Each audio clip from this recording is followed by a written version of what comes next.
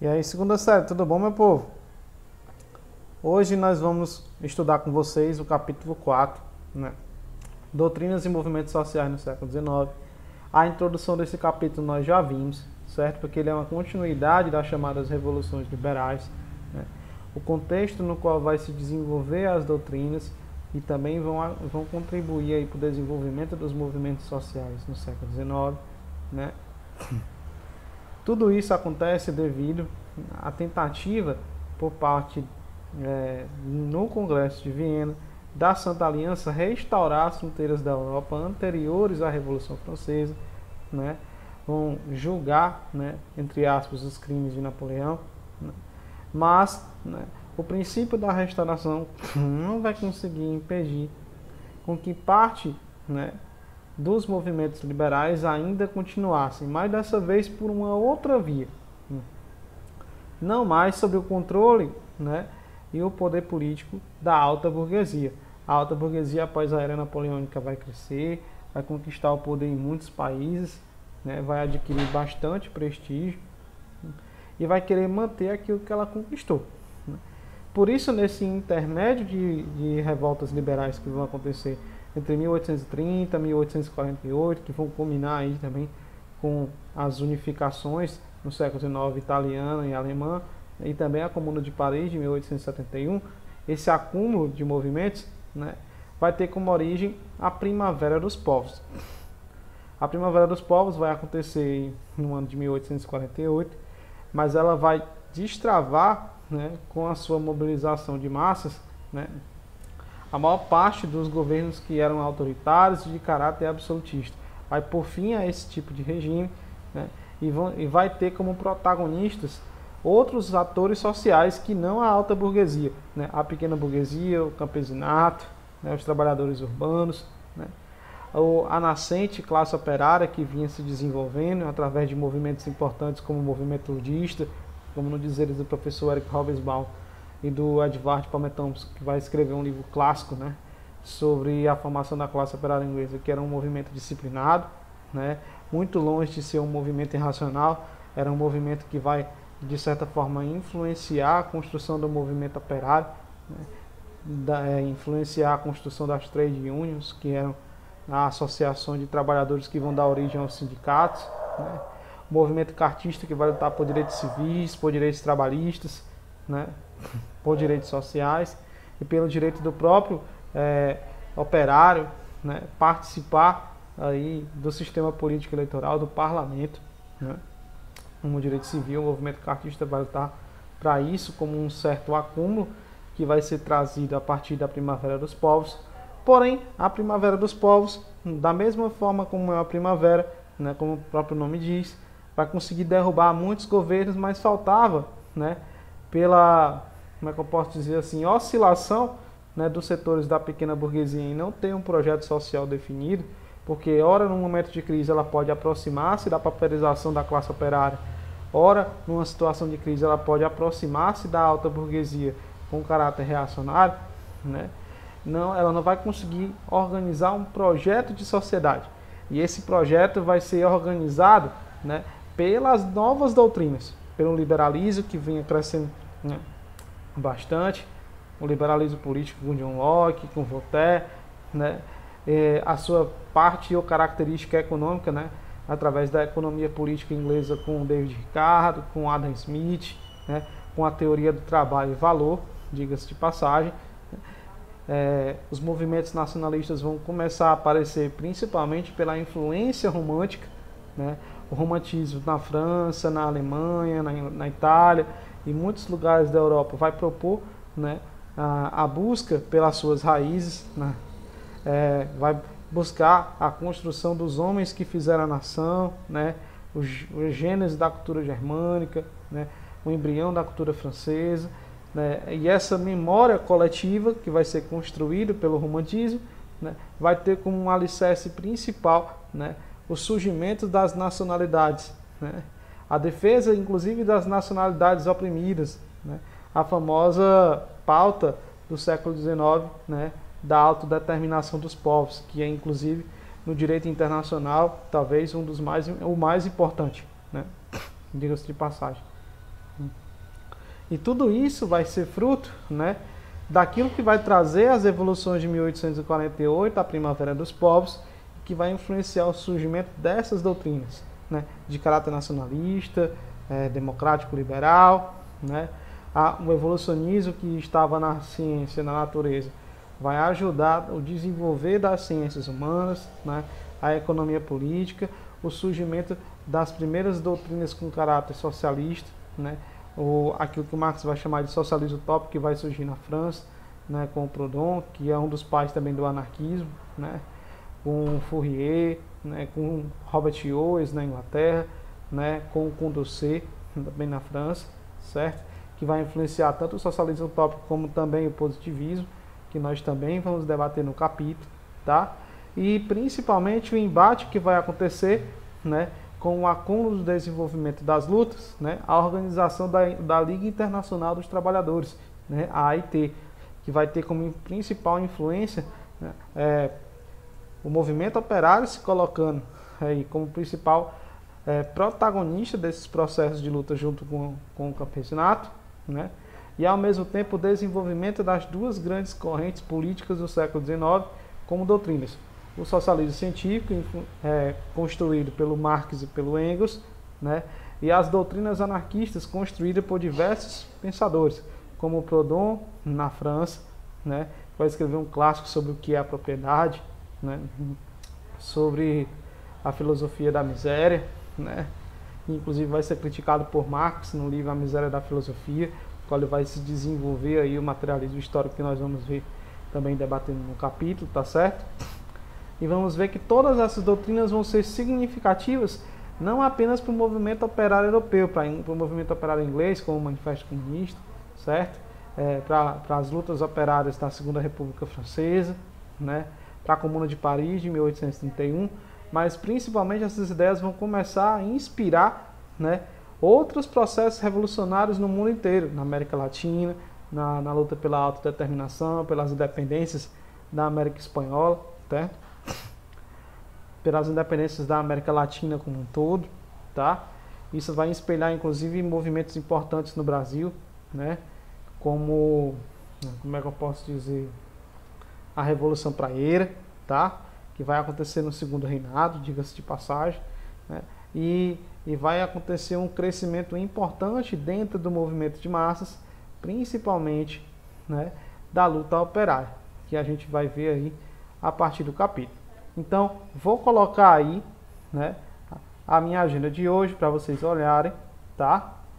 Vocês vão ver o que nós vamos responder na aula de exercício. Já vai previamente respondendo na sua casa, para ajudar apenas a corrigir comigo na nossa aula de resolução, tá? Quem está sem livro, copia, é importante porque o material vai estar todo presente aí nos slides, o livro digital vai aparecer para você, você pode rever, copiar, apagar, certo? Corrigir. Participe aí das nossas videoconferências no Google Meet, né? Para tirar dúvida sobre o conteúdo, tá certo? Ó, vocês vão assistir, né, o QR Code aí da página 658. Né?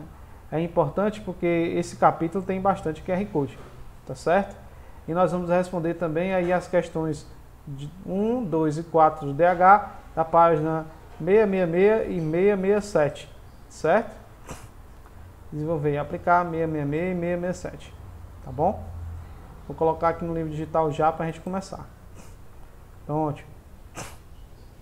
Doutrinas e movimentos sociais do século XIX, tá? Assista o QR Codezinho aí na sua casa, ou arrasem aí também sobre o capítulo, tá certo? Para ajudar vocês aí a ter uma opinião diferente sobre o conteúdo.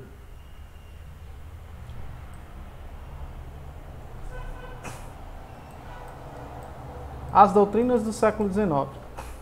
Nós percebemos que o século XIX, ele pode ser considerado, aí, nos dizeres do próprio Erich Hobsbawm, né, a era das revoluções, entre o final do século XVIII e o início do século XIX.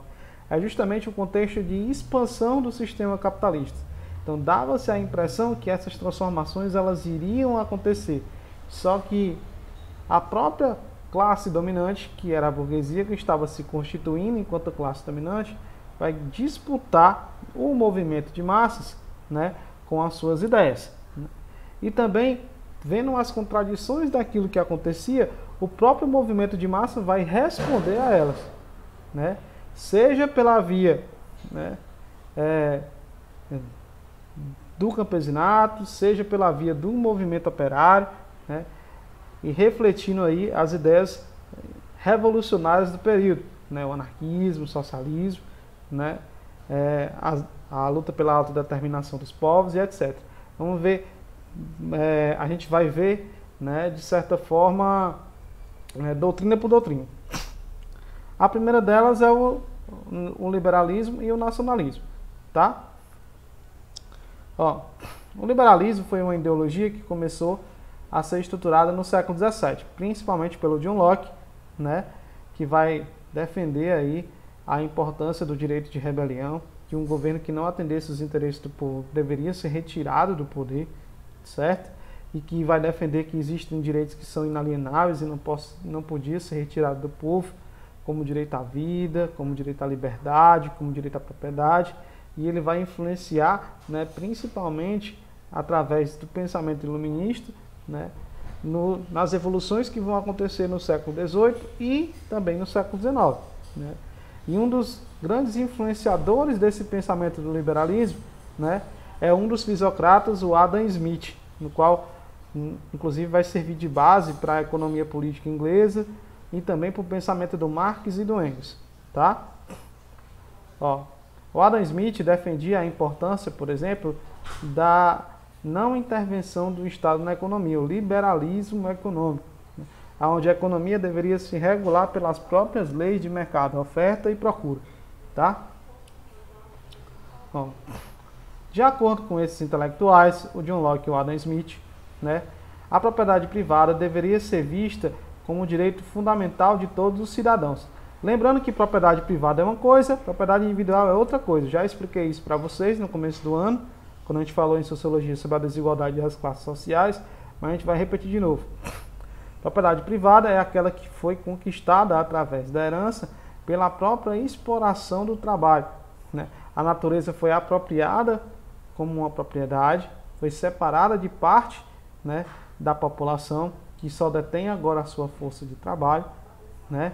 E os instrumentos de produção e também a natureza foram transformados em propriedade privada, foram separados da divisão do trabalho, né, entre o trabalhador e o intercâmbio que ele possuía com a natureza. Assim, alguns começaram a enriquecer em cima da exploração do trabalho como donos da propriedade privada e outros utilizavam apenas a sua força de trabalho, né, para enriquecer aqueles que detinham a propriedade. É por isso que na época de expansão do sistema capitalista, né, a classe burguesa se tornava cada vez mais rica, né, e a população que era miserável e necessitava de direitos começou a se movimentar, né, para adquirir eles, tá? Inclusive questionando, né, essas desigualdades. Ó, o Estado, por sua vez, perderia o direito de interferir nas questões comerciais e econômicas, de forma que os monopólios estabelecidos por eles, por exemplo, deveriam ser abolidos. Né? O pensamento liberal apresenta duas correntes, o liberalismo político e o liberalismo econômico, que eu acabei de explicar para vocês. Né? O Adam Smith defende que o Estado não deveria intervir na economia, ela deveria se regular pelas próprias leis do mercado. Né? E o John Locke e o Voltaire e os defensores do liberalismo político, né, estão relacionados aí às liberdades individuais, né, direito à vida, à liberdade, à propriedade e também, né, os direitos que deveriam ser alcançados, né, aí de igualdade perante a lei. Já o nacionalismo ele passa a ser alimentado principalmente no início do século XIX, a tentativa do resgate da memória daqueles que vão constituir a nação, né? Vai se buscar, por exemplo, na Itália, as raízes do Império Romano, né? O esplendor que havia de Roma. Na Alemanha, eles vão buscar a origem dos povos germânicos, as características, né? É aí que vai começar, por exemplo, também nesses países a questão da xenofobia, da aversão ao estrangeiro, né? E esse sentimento nacional que não havia, né, de certa forma se desenvolvida até o século XIX, vai começar a ganhar curva pela influência do movimento romântico, né? A influência do idealismo alemão, diga-se de passagem também naquela localidade, né? E esse nacionalismo vai interferir no processo das revoluções de 1848, né? Principalmente na luta pela autodeterminação dos povos, né? Bandeira importante que vai ser base aí para a Primavera dos Povos, tá?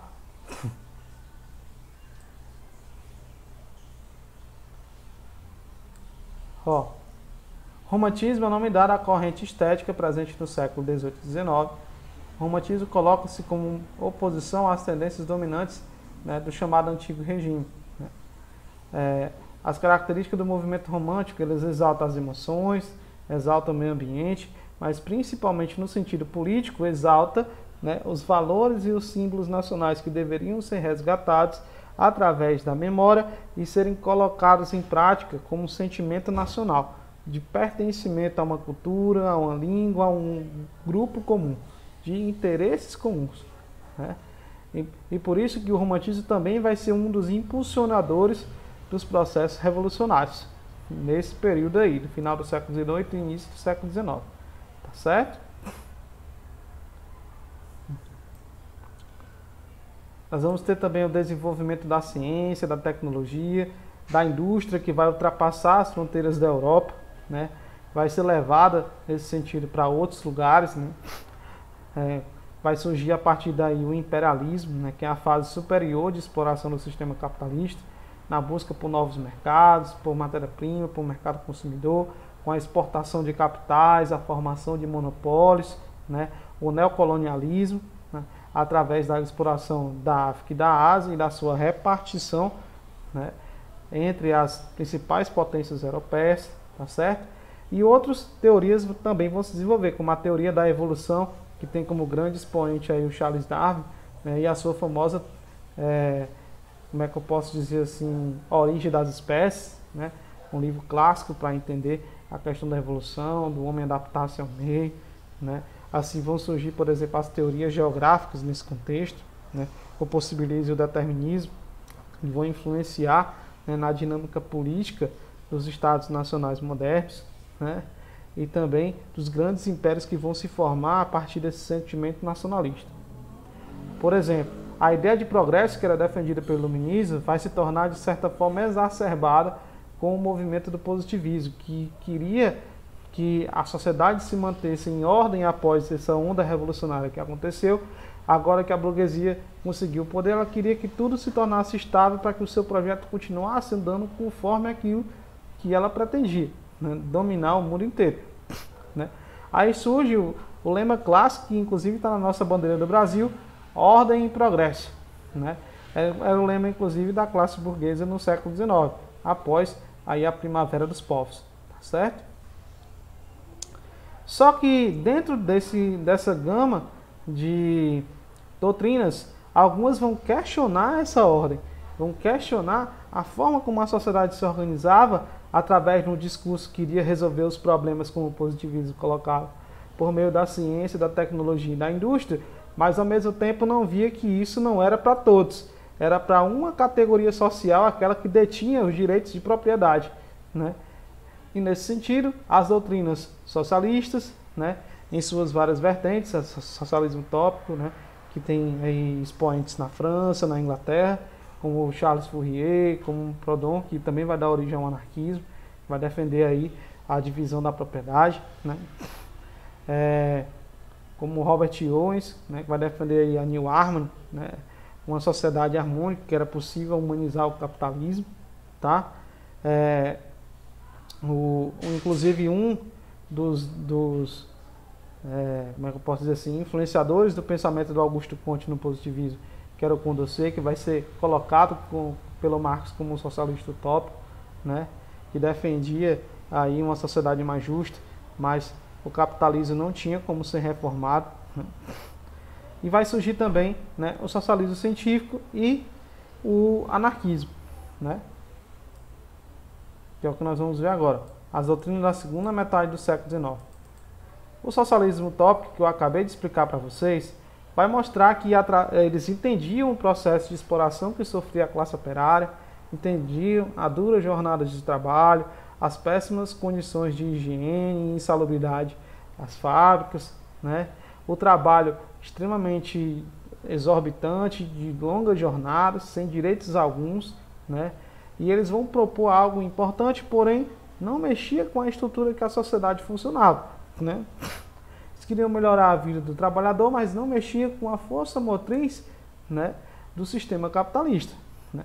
Achavam que poderia reformá-lo através das eleições, achavam que podiam conquistar um socialismo por meio de reformas, né? Não que essas reformas não fossem importantes, mas eram, né? Porém, a engrenagem do sistema capitalista dentro da produção que é anárquica, dentro da concorrência que gera mais concorrência e na busca pelo lucro, né? Se você não modificar a base dessa engrenagem, não tem como você, né, de certa forma, pensar a sociedade, né?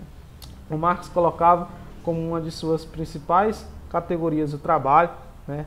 Era o trabalho que dignificava o homem, era ele que fazia um intercâmbio com a natureza e transformava ela a seu favor, mas ao mesmo tempo aquilo que ele produzia no sistema capitalista, que era a mercadoria, tinha um duplo valor, um valor de uso que ele fazia aí para suas necessidades, tanto materiais quanto espirituais, né?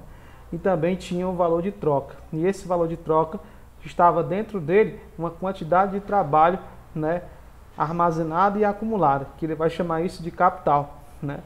E o capital está presente, né, no estranhamento que o trabalhador tem do processo produtivo, né, da finalidade daquele produto, né, do valor real da sua força de trabalho, que ele vai chamar de mais-valia, né, que é aquilo que vai na produtividade, na produção e na jornada, que não é recebido da mesma forma, né, é pago um salário e não aquilo que o trabalhador, segundo ele, mereceria, né? Assim, as grandes corporações vão enriquecer. Ele está falando da grande propriedade privada, dos grandes monopólios, certo? Que vão dar origem aí a empresas enormes, vão controlar os mercados, né? E ele, estudando um pouco da realidade social e econômica da Europa, ele vai construir a ideia do que seria, né, o socialismo, né, e posteriormente o comunismo, né? Vai dizer que uma ditadura, né, um Estado é uma ditadura de uma minoria sobre a maioria, né? Porque é uma minoria que controla o Estado, né? E ele vai propor que isso fosse o inverso, né? No socialismo, a classe trabalhadora iria conquistar, né, a superestrutura, que era o Estado, as instituições, né, os meios de comunicação, a imprensa, né, aprender um pouco sobre a cultura, né, o funcionamento das sociedades, né, para aprender a gerir como funciona toda essa engrenagem, né? O parlamento, né? As instituições, né? E ele vai chamar isso de a ditadura do proletariado, né? Porque, segundo ele, todo o Estado é uma forma de ditadura. Só que a ditadura do proletariado seria aí no sentido de uma ditadura inversa, né? Onde a maioria da população que conquistaria, né, o poder político através de uma revolução, né, daria à maioria dessa mesma população as bases para que ela pudesse melhorar a sua vida com o passar do tempo, né? Através de melhores condições de trabalho, né, de diminuição gradativa, né, da desigualdade, né, de nacionalização, né, da propriedade, né, divisão dos bens, mas principalmente criando oportunidades para que o Estado fosse gerido pela classe trabalhadora e ao mesmo tempo criasse oportunidade para que a sociedade se desenvolvesse livremente, né? Mas um regime político, né, pensado por Marx era a democracia operária, né? Não haveria no socialismo sem uma democracia, né, tanto dos meios de produção como também do regime político, né? Os cargos dos parlamentares não seriam semelhante àquilo que foi a experiência da Comuna de Paris, revogáveis, não existiria privilégio. O parlamentar ganharia a mesma coisa de um trabalhador comum, ele faria isso pelo bem da humanidade, não do mercado, né? O socialismo científico tem algumas coisas que são interessantes. E eles vão questionar, né, elementos importantes, inclusive da própria teoria do anarquismo, que defendia logo de cara, não há aprendizado que a classe trabalhadora possuía, né, para que o Estado gradativamente desaparecesse da forma como ele funcionava, né, através da diminuição da desigualdade e aumentando as oportunidades, né.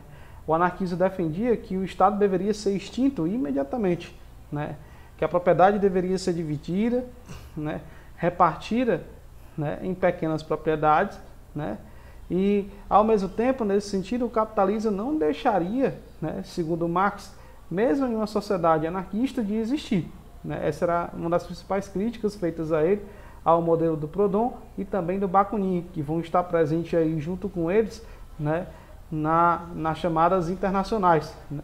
A primeira internacional, que é a AIT, né, a Associação Internacional dos Trabalhadores, pretendia unificar os trabalhadores do mundo inteiro, né, em uma proposta feita pela Liga dos Comuns, né, que é um conjunto, uma associação de trabalhadores ingleses, né, vão pedir para que o Marx e o Engels escrevessem em 1848, né, o Manifesto do Partido Comunista, né. A ideia de comunismo não foi criada por Marx, vem da própria experiência do movimento operário, certo? E o nome vai ser criado do livro em cima da Liga dos Comuns, tá? Só que o Marx dizia que para o comunismo existir, a classe trabalhadora necessitaria aprender a controlar o Estado até que as instituições, elas, da forma como elas funcionariam, né, pela burguesia, elas fossem desaparecendo gradativamente, né? Assim, chegaria-se possivelmente ao comunismo, né? E não uma certeza do que ia acontecer, né? É importante destacar. Mas assim como a burguesia teve que lutar para conquistar o poder político da sociedade, né? Teve que se utilizar de revoluções, teve que expropriar propriedades, teve que realmente ser dura com a nobreza, né?